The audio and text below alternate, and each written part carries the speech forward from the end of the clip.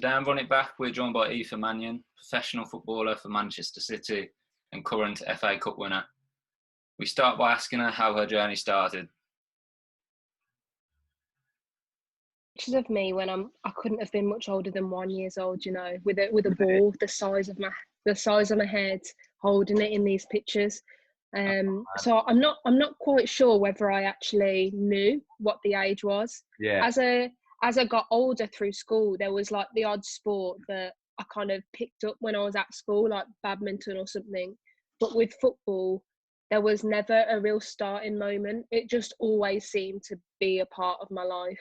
And so I suppose as long as I can remember, there's always been something in there. And did you have parents, were they involved in football at all? I mean, I wouldn't say my parents are like the most athletic people. They're not doing mad cycles at the weekend. They're not, you know, playing on sports teams. They're very sports based. So they're part of like a local Gaelic football club, and they're very active in that, but just not actually playing. And so to play football, that's not something that they would have like pushed on me per se, especially being a girl as well. You just wouldn't really expect it. And so it really must have come from me, to be honest, because I was the oldest as well. So it wasn't like I had two older siblings that were boys and I just wanted to get involved with them.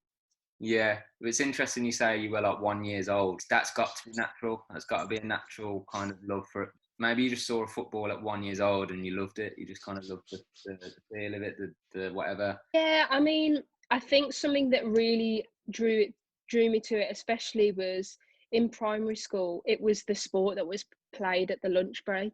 So if you wanted to be competitive, that was the main domain that you could be competitive in. And I think if there's one thing that I know about myself, I just grew up quite a competitive person in kind of a lot of aspects, not just football. And so I suppose I was really drawn to the competitive part of football in ways that maybe some other people who were into like artistic dance or, I don't know, other little pursuits that's more about it being in an art form. For me, football was about winning and losing, and I really connected to that side of it. I mean, the women's game has progressed so much in the last 10 years, especially. But when you were in school, like primary school and secondary, I suppose, but mainly primary school, like, I mean, I'm just thinking about my own experience in primary school. There was not a girl that I can think of that played football with us at lunch. So were you like the only girl playing football with the boys, or? There was probably one or two others, max. It definitely gave me a little bit of a chip on my shoulder. I think I was aware that I was a bit different in that respect. I knew that I was quite good. Like I knew that I was well able to keep my own, and I used to bring in the football as well. And so the person who brings in the football is always kind of the centre of it. I probably would have preferred to do the things that girls were more seen to be doing, but I just couldn't help myself. I just really liked football, so I just kind of found myself drawn to it, even if I was the only one, really. And do you think if you say if you did go into like netball, say if that was the ball that you fell in love with at the age of 1, so do you think if you did start with a sport like that, do you think you would have got to the level you're at now, or do you think it helped having that chip on your shoulder where you were like, I'm gonna play better than the boys, I'm gonna stick it to them? That is such a good question. I think something about netball in particular is that when you're like, would you believe netball actually has a professional league now? Like, it is such a thing that you can be a professional netballer in this country. That's quite cool. When I look at the build up of them women, like, it's kind of a bit similar to basketball. Like you've kind of got it genetically, or it's going to be a bit tough. And so something about netball is that, you know, you've got to be quite tall, you've got to be quite built vertically. And so I don't know whether I would have fitted into netball because I'm just not really that tall. And I think, to go on what your main point was, does having a bit of a chip on your shoulder help? Probably. It probably does serve a little bit. And it's actually only in the last few years where women's football has started to become a bit more normalised, where I realised that actually there isn't really a chip anymore. But, you know, up until let's say age 20, 22, 23, you know, it was still, and I think it still is like you know, it's a little bit out there. If you say that your daughter plays football, it's definitely something a little bit different than if you say your son plays football. Yeah. But more people, like, so to be on this podcast, you would have had to have taken an interest and recognised it as a sport, and that wouldn't have always been the case going back 10 years. Yeah, I saw you not long ago win the FA Cup. I actually watched Yeah. that on TV. Definitely in the last few years, I think the TV audiences are going up, the crowds are going up, in a good stead for the game, for women's game going forward. I am quite biased, but I do think it's quite at the top level now, the top few teams in the country, so City being one of them. We've got quite an exciting or an entertaining product to watch on television. Yeah, Going back 5 years when it wasn't professional, the difference between men and women was just massive. Like, the word professional can mean so many things. It can mean you just train every day, or it can mean yeah. that you're doing it as your only job. And so really, I'd say only in the last 5 years, less than that even, has it become the league, the whole league, not just one team, fully professional. Did you play against like women that you knew before playing for Blues? Or Oh yeah. So my last league game before I got injured, I did one of the ligaments in my knee. So yeah, I've actually been out for about a year now, but it was against Birmingham, and that was the first time I'd played them after leaving Birmingham. So yeah, I still know loads of the girls, still got on with them. how's the recovery going with that injury? Did you do your ACL? Was it? Yeah, I did my ACL last October actually. I did a few other little funky things, and so it was it was a bit of a basket case, Yeah. I think, to be honest. So I had surgery back in December. Looking at your career, was it under 15 or under 17 when you first represented England? I think, yeah, 15 when I started going on camps and playing on friendly games, and then at this under 17s, they started going away on like little championships and tournaments. Yeah, and then I think, was it 18 years old you played in the Champions League? Was that? Yeah, I guess it would have been. Wow, that's a real blast now. Yeah, for Birmingham actually. Yeah. So um, that was interesting because obviously Blues in the I'm a Villa fan, by the way, but I don't want to rub it in. But Blues in the male game are never going to get to the Champions League, or they might do, but like in recent times they haven't. So that was interesting to see that Blues were at that level in the women's game. So looking at you going from Blues to Man City, if that was in the men's game, that would be like a big jump up in quality of players and facilities and everything like that. If Blues are in the Champions League and you go from Blues to Man City, then it suggests that there wasn't that much of a difference in that. How did you find that jump up? You're right in saying that the jump from Blues men to City men would be bigger than Blues women to City women, Yeah, because historically the Blues women's team has been really strong actually. For a good few years, they were one of the top English teams in Europe actually. And so, if I'm honest, the difference was still massive. You know, it was a massive jump up in every respect. So I'm on a team now where players that are lining out into the team have we've got one girl who's won the Champions League 3 times in a row. We've really. got another girl who's just won the Champions League. We've got 2 winners, 2 American girls. And so really it's like right at the cream of what women's football can offer at the moment, really. And so I think from any team it would have been a massive step up, and that's certainly what it's been for me as well. Although, to be fair, the most time that I've been here now, unfortunately, has actually been spent rehabbing, but hopefully soon that's going to Yeah. change. Yeah, I was going to say it must have been a bit gutting to get there and then have to go all through this. But yeah, you've been very like consistent in your early career. That's what it seemed anyway. Because like researching you from the age of 15, representing your country to the age of was it 2019? You moved to City. Yeah, summer 2019, last year. So there's been like a consistent upwards trajectory in your career, which is it fair to say that this injury has been like the first like massive challenge? You could say that. In fact, it's actually been the only injury that I've really had that's kept me out for any more than like a session or a week. Yeah, And you're right in what you're saying about the trajectory definitely looks like it goes like that.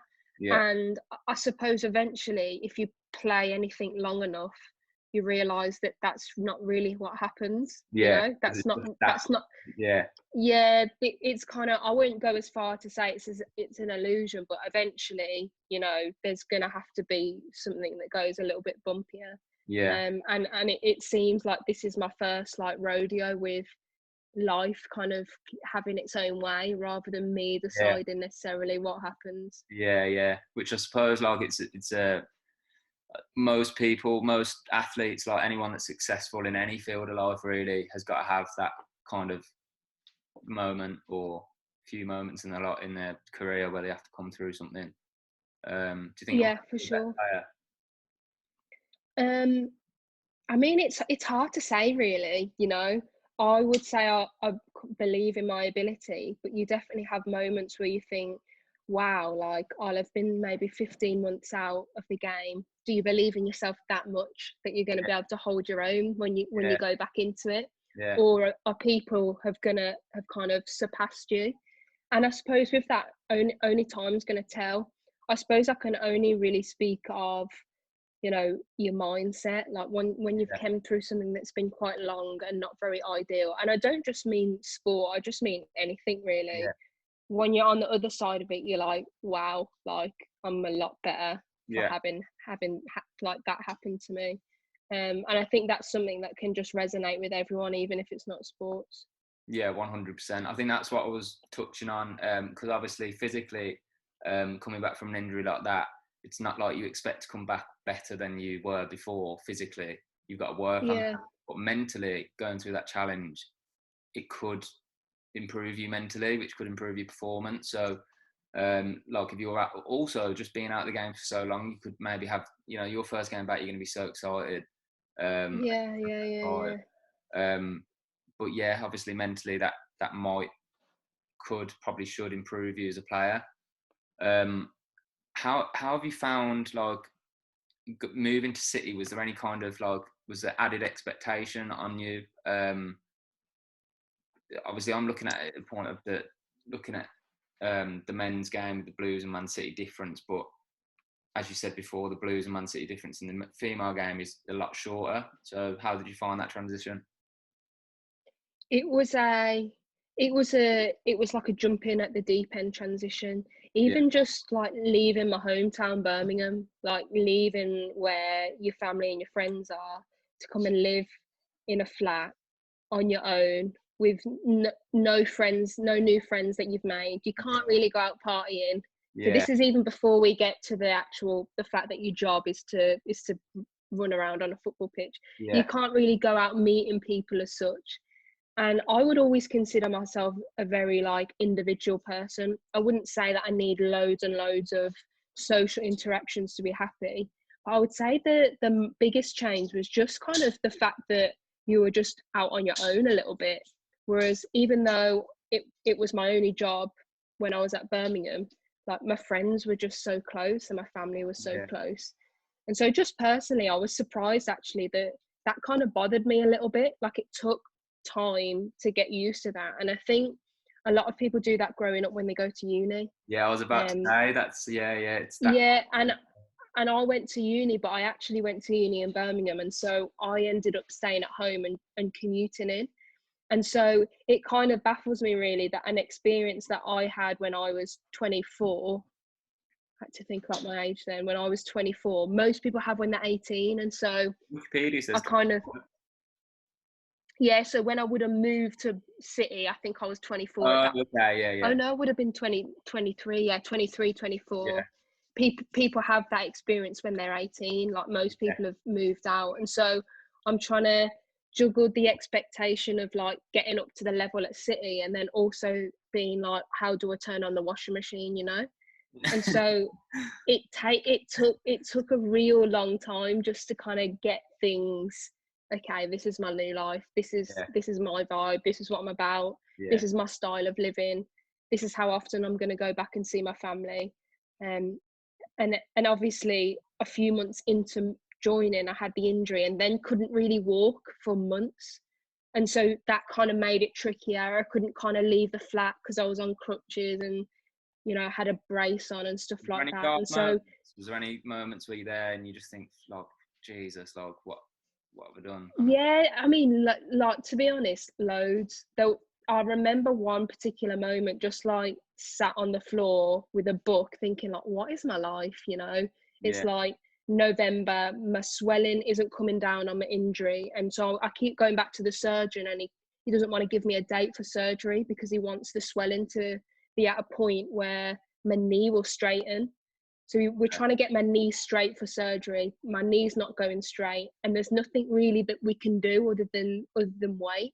yeah, And so there was many moments where I catch myself thinking, I'm not even at the first step on the rehab ladder. I'm not even like the gym. The idea of working hard in a gym and yeah, hustling and getting your muscle back. That's like a different level at the moment. I can't even get in for surgery. You yeah. know and so that was quite a hard bit as well. Yeah, I bet, because you want to make progress, like, and being the type of person you are, I bet you were like just itching to get going and getting back into the gym and whatever. So it would just kind of be like standing still, isn't it?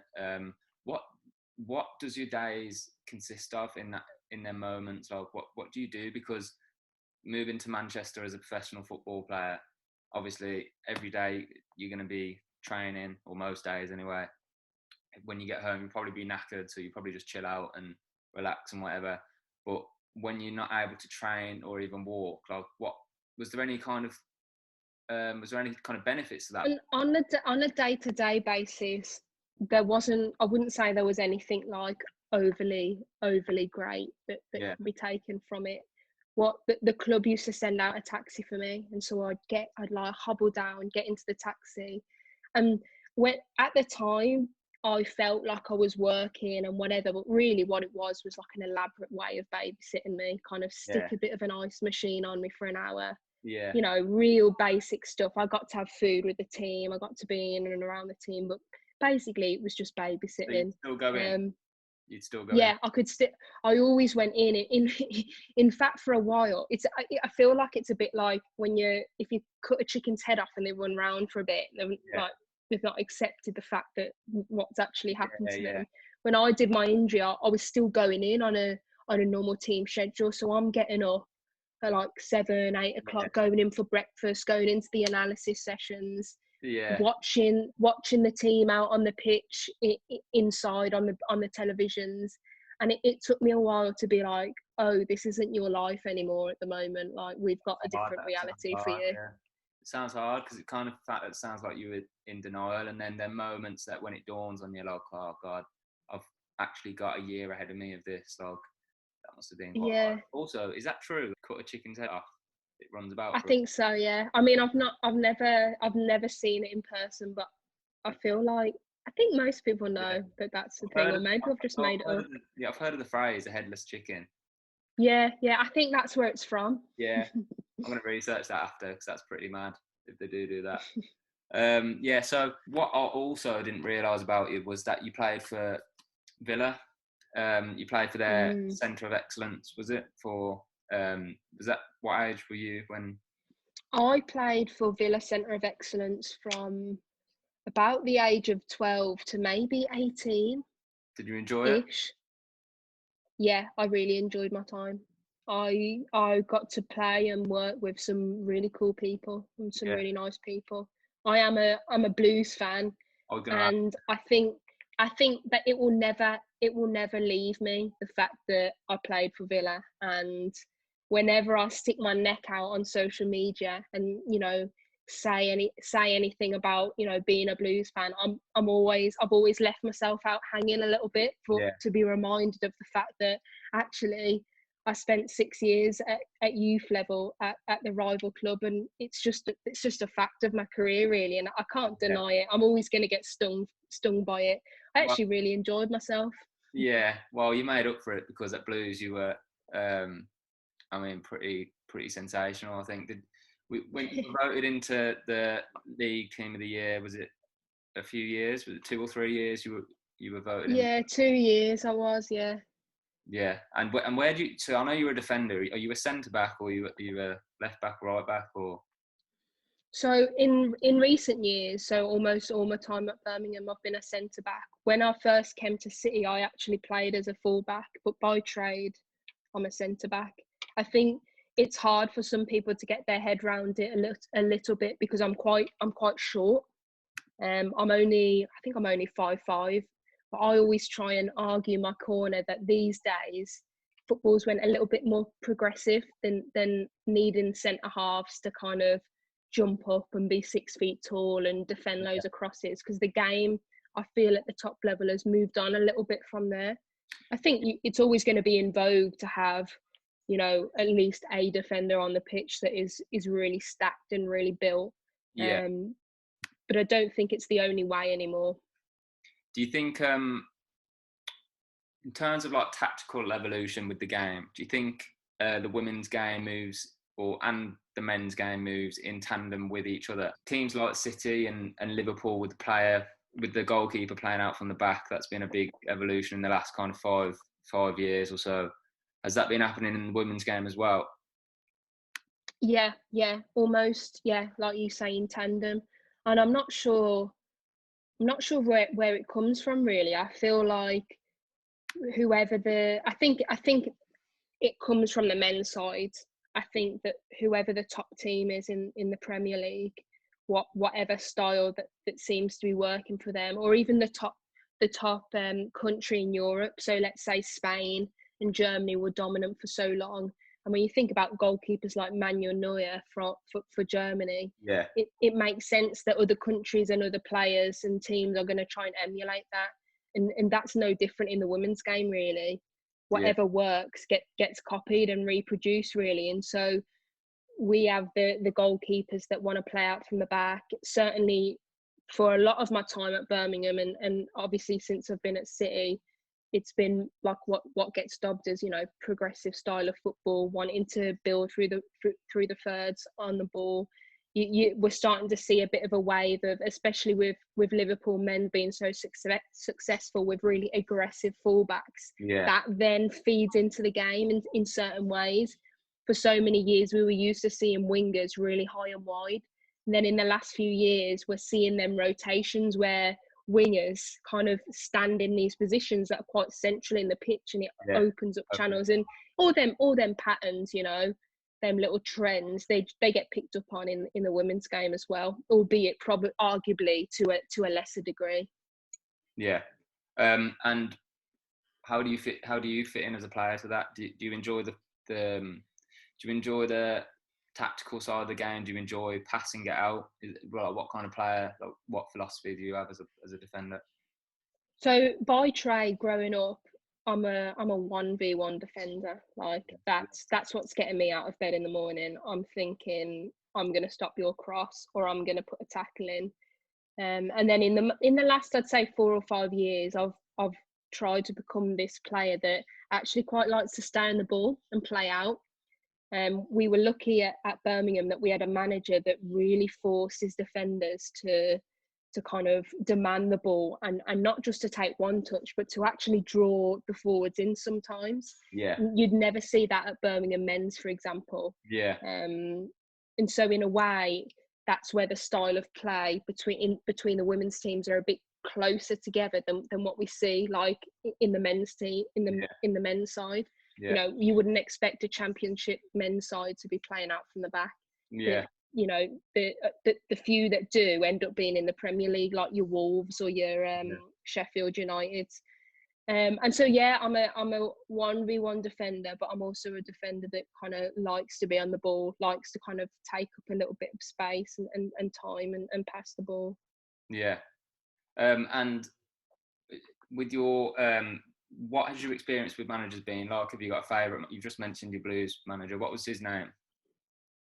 So we had a couple of managers at Blues. The one that I would say had the most impact on my game was Mark Skinner. You probably wouldn't have heard of him. He's actually out coaching a women's side in Orlando in America at the moment. Okay.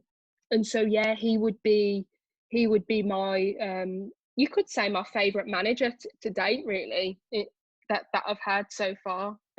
He was very influenced by managers such as Pep, that style of football. Yeah. And I just found it really interesting to listen to him pick it apart. And I found that his insight, he was able to deliver it in a way that was really charismatic. Yeah. Sometimes when you see managers that kind of go into great amounts of detail, it can seem quite cold and almost a bit too much. Yeah. But then there's some managers that are able to do it in a way that really makes you want to lean in and ask questions. And Mark was definitely one of their managers that could do that. Do you have, as in the training ground, in the facilities, on match day, do you have much interaction with the men's team? Like, do you train at the same facilities? Do you speak to each other, like, or? We do train at the same facilities. We don't train on the same part of the facilities. So we share our portion of the facilities with the academy team, so the under 23s and the under 18s. Yeah. So I wouldn't say that there's a day-to-day interaction with the men. You would see them about, and sometimes, like one of them will come and watch a little bit of a session. Pep watched a little bit of our session yesterday. But it's real. It's not. Yeah, he did. Jeez, quite. That must be pretty mad to have, because he's a global figure. I mean, you've got to respect the women's game and for the progress that it's made. But the fact is that the men's game has had much longer and much more opportunity to progress. Do you know what I mean? It's been going on for hundreds of years, and the women's game is relatively new in comparison to that. And I think the strides that they're making is massive, like in the last 5-10 years. But to have someone like Guardiola and his reputation stood there watching you play football, that must be pretty mad. Yeah, and I think on a deeper level, when you feel that interest from people who are really respected in their own right. So let's say not just that one example, but even falling under the umbrella of the whole club, like the whole club of Man City, it kind of like makes it itself take yourself a little bit more seriously. You're like, well, if these big big companies, big clubs are investing in us, if these big figures are taking an interest in watching us, then we like, this is quite cool. We are like a bit of a deal to watch. And I think something that really highlights that example actually is when Phil Neville became manager of the women's side. I think there was a real shift, not necessarily at that time in like the quality of the football. It was still the same players that were on the team pre and post him coming into that job. But with him being quite respected in his own right for what he did at Man United, and him being able to generate interaction on social media from other people that played with him at Man United, I think people who are actually just like hardcore football fans probably gave women's football, or were more likely to give women's football, the time of day, because there's no getting away from the fact that a lot of the clientele or the type of people that watch women's football is quite family orientated. And so I think it'll be quite hard to break into the market of like just hardcore football fans who are going to watch the football with their mates and they want to have a beer and they want to eat a pie. I think that's the next level really for people like you to go, do you know what shall I watch this weekend? Oh, Villa isn't on, the men's aren't on. Do you know what? I'm going to go and watch the women. And for that not to be seen as like a weird thing. I think that's when it gets to that point where normal football fans are willing to go to the women's games, then that's when I think it's time when it's really going to be taken seriously. That's a big difference. It's a good point as well, because say if I was with my mates and I'd say like I'm going to watch a women's game, it would seem, because there's the culture there's a culture of football fans in England and probably worldwide, but I don't know much about that, where you see it with, for example, you saw Millwall the other day at Millwall where the fans Yeah, I do, was just thinking that, I was yeah, literally just thinking that in my head. because there is fans that just, as you said, want to go have a pie, have a pint, forget everything else in their life, and just block everything out and just um, and it's ridiculous because football's an inclusive game and anyone can play it. But there are some people, well, there's a lot of people. I'll have some people on Facebook that I saw the other day were saying like, there's no room in the game for politics or any kind of like upstanding or. But then I don't get that because you get every type of different person playing football, of every class, of every race. So it makes sense that it should be an inclusive game. Yeah, and I think what like surpasses them feelings that those types of fans have is when the people who are the best players represent a diverse background, that are Yeah, from different countries. So let's say Mohamed Salah, he wasn't born and bred in Liverpool, but Liverpudlians can properly get behind him yeah, and cheer as though he was one of their own from day dot, from the day he was born, yeah, because he's just brilliant. yeah, And so I think that, let's say, the task that we have on the women's side is to actually just be really quite fun to watch, yeah, for it to yeah, just be really entertaining, for it yeah, not to be a token gesture, for yeah, it not to be, oh, I'm gonna watch this because it's kind of what I should do, and maybe it's a bit inclusive. No, people will take it seriously when you watch it and you go, wow, that was really good. And I think we're starting to see that. So we've got a girl on our team who's been nominated for the one of the Puskas awards for her goal. Caroline Weir, she scored a goal at the Etihad against Man United last year, and there aren't many blokes in the game that could score the goals that she could score. what kind And of it's goal? only about she just absolutely levered it from about 30 yards out, Yeah, top bins. No goalie has a chance, and it's going to take some more and more moments like that for people to go, I really want to watch this. This is yeah, actually all right. yeah, yeah. So you're talking about obviously the mentality of football fans towards women's football. Um, do you think what is your opinion on having mixed teams? Do you think that could ever work? I don't know is the answer. I don't know whether that could ever work, because I think that on I actually think it could probably work in a game like futsal, where the spaces Yeah, are really close, yeah, they're really small. And so I don't believe physicality is as much of a deal breaker. yeah, I think that the level of technical ability and tactical ability can get really, really high in the women's game. But I think that there will probably, across the board, undoubtedly always be a big difference in physicality. yeah, And so I think what you could see is an amazing women's player who is just this mad technician. She could probably play as a number 10, and a yeah, free role number 10. yeah, But I think it's that's how you'd see it. yeah. I don't I'm not sure how it could be facilitated in any other way. It's with England, playing for England. Was it 2019 as well that you first represented England? Well, I think nearly near. it said, I'm going off Wikipedia again, but I think it said against, was it Belgium or? I've got called up to my first senior camp in 2019, but I'm Yeah. actually uncapped at the senior level. So Oh, okay. I've done all the age groups, and Yeah.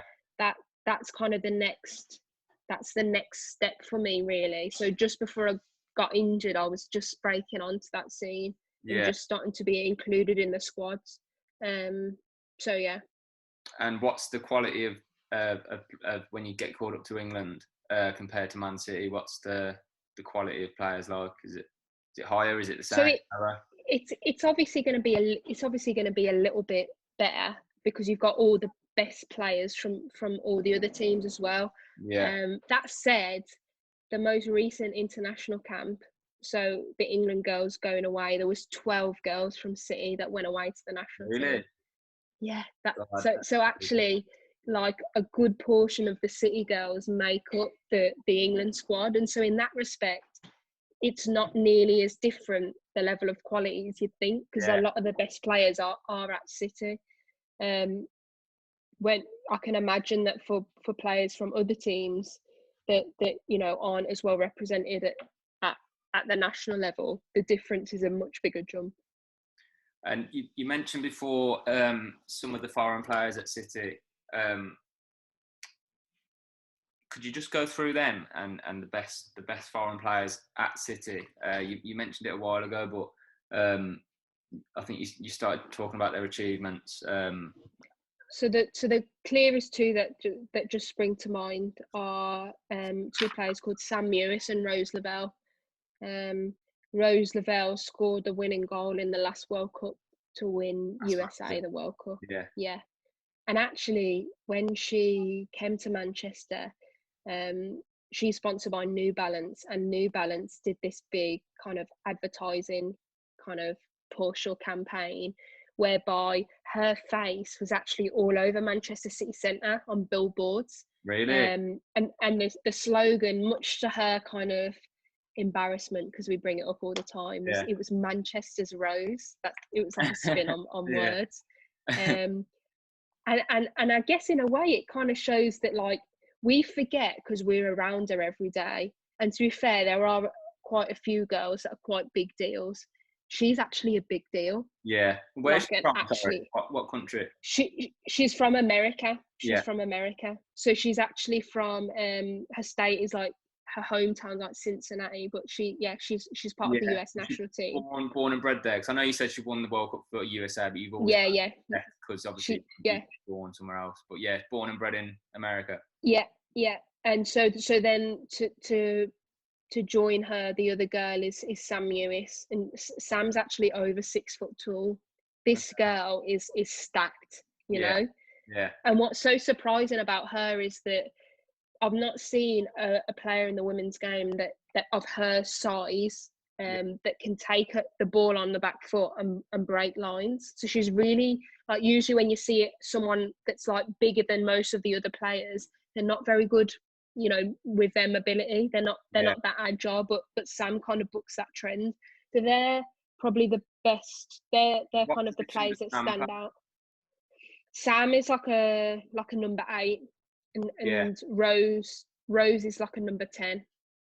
Okay, that'd be even quite tall for in the men's game. You know what? Sam is probably one of them players that could actually play. Yeah. What mentioned on that topic? You're talking about you need like the women's game could progress through a mainstream player, if you like, that would break through them lines and whatever. What I think is it Rapinoe? She plays for America. Yeah, Megan Rapinoe. Yeah. She seems to have. I think obviously it's through her political stance as well, but she seems to have like kind of broke through to like mainstream media, I think. I mean the US national team are like big. Football in America is massive in the like for women's. Their women's team would almost be a bigger deal than their men's team. It's really unusual in that respect. That is.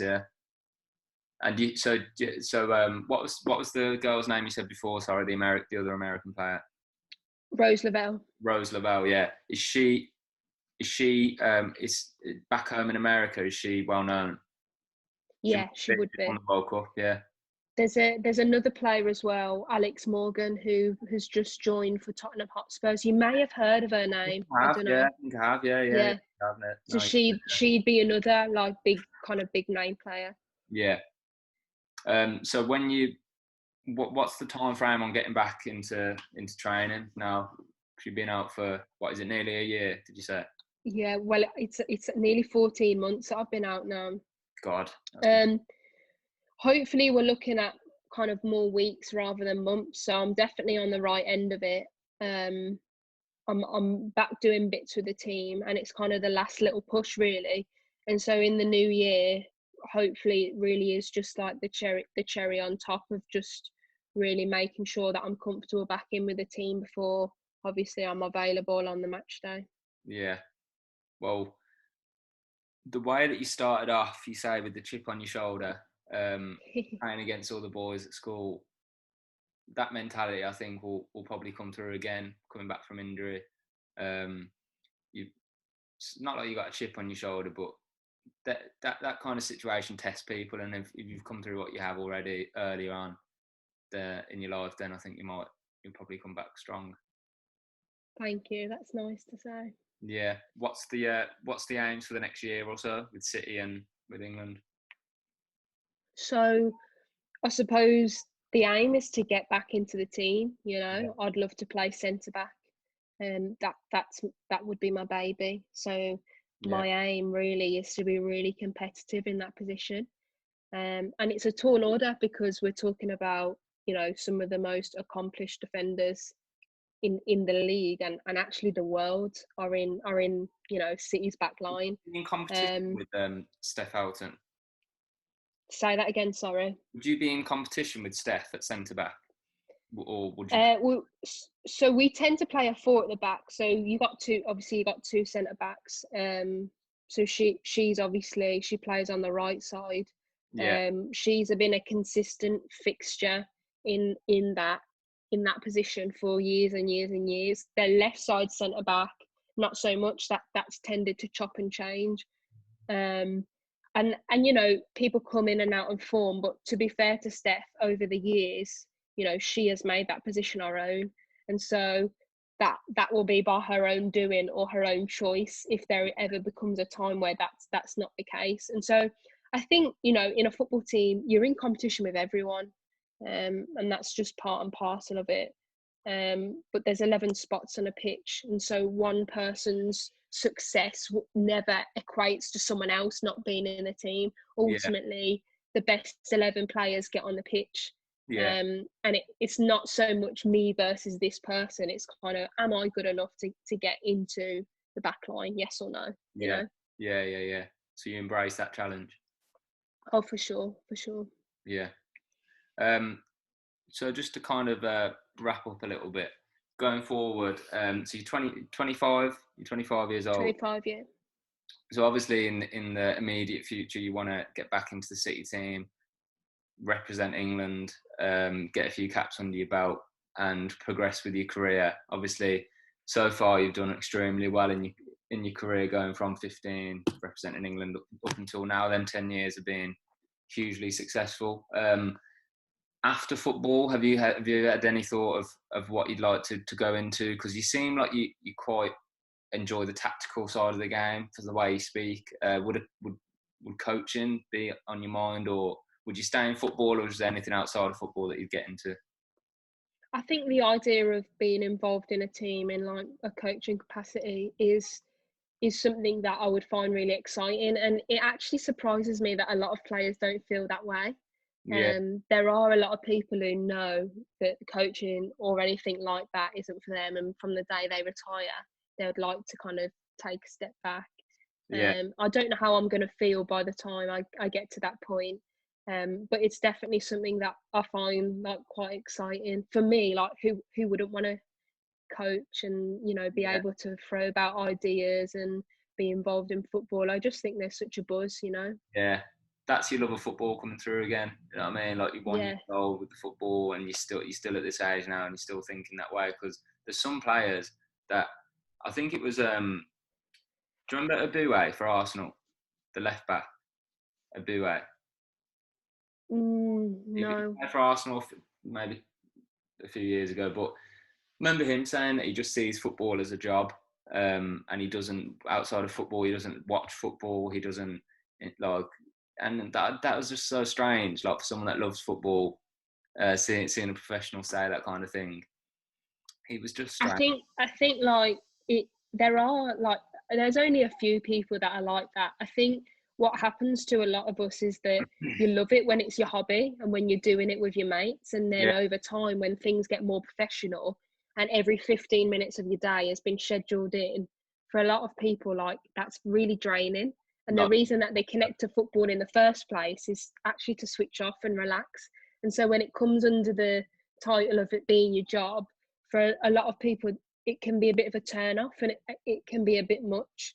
And so I suppose, like, the golden ticket is to find a way to be able to do it as your job, but then also still enjoy it, and for it not to, like, drain the life out of you, because it can be quite intense. yeah. Have you ever got to that point where you've kind of got bored of it at all? I mean, now at this point, you must be itching to get back playing. But when you've consistently played over 10 years, has there ever been a point in your career where you kind of been like, I'm not enjoying it or anything, or? No, do you know, when I moved from Villa to Birmingham, Yeah, um, I'd just broken into the first team, and I just wasn't really playing, yeah, and so I remember having the opportunity to go to Blues, and I just remember thinking, oh well, I might as well just sit on the bench there than sit on the bench here, because Blues were in a higher league at that point. Um, and I suppose, yeah, that was kind of the, like, oh, we'll just see how it goes, kind yeah, of, I'm not, whatever. But apart from maybe that, like, I've never really, I've always felt really engaged with it. I wouldn't say I watch loads and loads of football outside of football. Like, I do have obviously I have the Premier League on, but I'm not able to watch it as much like a fan down the pub or anything. yeah, Um, Although, like, I can't wait. I cannot wait for the day when I can start to do that loads, because I think that it's such a gift, isn't it, to just be able to just spend the whole day chatting rubbish in the pub, yeah, eating whatever, like yeah, going to the game, maybe going and watching a gig in the evening. I don't know, yeah, like, we yeah, just, yeah, when it's your job, you can't connect to it in that way, and so it removes some of that entertainment that I would otherwise love. But other than that, I do really like it, to be honest, and I could chat about it all day. I really could. yeah. And even as a fan, like, obviously with COVID, that's been taken away from us, the experience of going to having a day out, going to the football, doing what you want to after, like, just that whole. And I think that it's really, for a lot of people, kind of hit home how enjoyable it was, and I think coming back Mm, after COVID, it will be really, like, I think people will be really grateful. Like, you've seen fans trickle into stadiums in the last few weeks, and you can just see that they love it more. Like, they kind of, and the mm. moment I go back to Villa Park again, it will really just be an amazing moment to have a stadium full of fans, and It's also, the same for it's the exact same for the players, and it kind of makes you rethink about what is it about football that you actually love, and actually, is it the football? Well, yeah, everyone likes watching the football, but we all know that watching it on television, even though it's the exact same thing, it's not the same no, as playing in a stadium. It's the exact same football, but it's just not the same. And when you mentioned, obviously, we won the FA Cup a few weeks ago, walking out into Wembley and being able to hear what players are saying on the pitch, it's dead. It's yeah, actually dead. It is not yeah, the same at all. Like, the players need the fans as much as the fans, like, want to obviously be there around the players. And I think it's kind of hit home to me that at, like, the base level, football is an entertainment industry. you yeah, can't you can't take away the audience and still have the same product. Like, there's a buzz. And what was most fascinating for me was, I don't know if it was the West Ham men's game, that they had fans the other day, and even though through lockdown they've, like, automated the audience sounds on, yeah, like, yeah. I could tell immediately that there were fans in the stadium, like, just the way that the buzz Really, was, even though Sky and BT and whoever have done a great job of, like, filling in the sound with, like, claps and yeah. boos and Been a bit off whatever. that a few times. Though. Yeah, a little bit, There's but you been an just attack, know. and there's been like a different sound for it. It's been quite funny sometimes, but they have done Yeah, tried the best. But there's just something in it, like, that's just human nature, isn't it? That you just, like, people want to be around people, and I think that's what COVID's taken away. yeah. And are you heading back to Birmingham for Christmas? Are you coming back to your family, or are you staying in So Manchester? I'm hoping to fly to Ireland. Oh, really? with my family. Yeah, we have a place over there, and so that would be great. And I believe at the moment there's not an isolation period when you come back from Ireland, although that could change. We get tested at club on Yeah, a weekly, and so that makes things a little bit clearer and a bit easier to make sure that, you know, everyone's staying safe and you're not putting other people at risk through your own movements and whatever. Obviously, we're in tier 3 in Manchester, and obviously Birmingham's in tier 3. yeah, But I think we're all just looking forward to Christmas and the idea that we're going to be able to spend a few days with our family. definitely. Yeah. Me and my dad were going to go to Cluckbrack not long ago. Probably about a month ago. He was on about going for you know, to Breege's house. Yeah. Yeah, we were going to go and stay for a few. Is that Shona Flanagan's? She'd be one of my best friends. Yeah, yeah. Shona's my cousin, so Would that be her aunt, Breach, yeah, or a nan? great Her aunt, aunt. a great aunt. Great aunt. Yeah, Yeah. yeah. So yeah, but they've still got the place in Cluckbrack. It's beautiful. Like, have you ever been to Cluckbrack? No, I've never been. We always used to take the mick out of Shona because she could never. It doesn't actually come up on the maps. So Really? we used to say, oh, you're making it up. You know, you don't actually have family in Ireland, whatever. We were so nasty when you think about it, kids. But yeah, I have heard her say it. I've not actually been myself. It's a weird spelling as well. It is the kind of thing you'd be like that. Now that's not a real place, but it's nice there. It's really nice. It's really like really remote. It's just she's got this beautiful like white house just in the middle of, and there's a massive lake behind it. Like it's really nice. Where are you thinking of going in Ireland with your family? So we usually stay in Galway. Oh, okay, yeah, We've got a place about 25 minutes out of the city centre, so in the countryside really. yeah. Is it nice? Yeah, lovely. I think it's more just relaxing. It's quite remote. You know, every house in Ireland has a little fire, doesn't it? Has a little Yeah, yeah, yeah, fireplace. So yeah, I think that's my most, like, what I'm looking forward to the most, just being sat by the fire watching rubbish TV. yeah. Exactly. Yeah, so that would be good. You'll have a nice, relaxing Christmas in Ireland, and then come back and New Year 2021, get into the city team, get your caps for England, and come back strong. Gosh, I hope it goes like that. I'll be definitely thanking you if you've been able to predict that. Yeah, well, hopefully it does. But yeah, I think we're going to wrap it up. Really, I think your career so far has been like amazing to go from Thank you. like just playing football at school to getting to the point where you're playing for Manchester City and knocking on the door of the England team. You're really at like a high level in your profession, which is amazing. I think you've got like a really strong mentality as well, so that probably shows that you're going to come through this injury and come back better than ever, I reckon. So and Thank as you. well, thank you for coming on and speaking to me. I really appreciate it, Aoife. No problem at all. I've really enjoyed it. Thank you. Brilliant, thank you, and I'll talk to you. I'll talk to you soon as well. I'll be in touch. And Yeah. I'll also, when I can, I would like to come down to a game when you're back playing. Yeah. That'd be Yeah. amazing. Let me know. Yeah, I'll have to make sure I'm kind of in the team, you know. yeah, that probably that'd be the best thing. So yeah, probably next year I'll come Or down. maybe City versus Villa. Oh That'd be a yeah, nice one to go to. yeah. Yeah, but how are Villa in the same league as them in? Yeah, Villa in the same league now. Well, Yeah. we'll be down at Villa Park playing. Well, the odd time they'll play at the men's stadium. They don't normally, but this year they actually did. We played at Villa Park. Yeah, yeah, I'd love to do that. To be fair, or come up to Manchester. Either way, yeah, I'd love to come and watch you play live. That'd be Yeah, let me know. yeah, sound. All right, well, yeah. Once again, thank you. It's been a pleasure speaking to you, Aoife. Have a good Christmas and say hello to the family for me. And Thanks. yeah, enjoy Ireland. Good luck with your recovery and good luck with next year going forward. Thanks so much.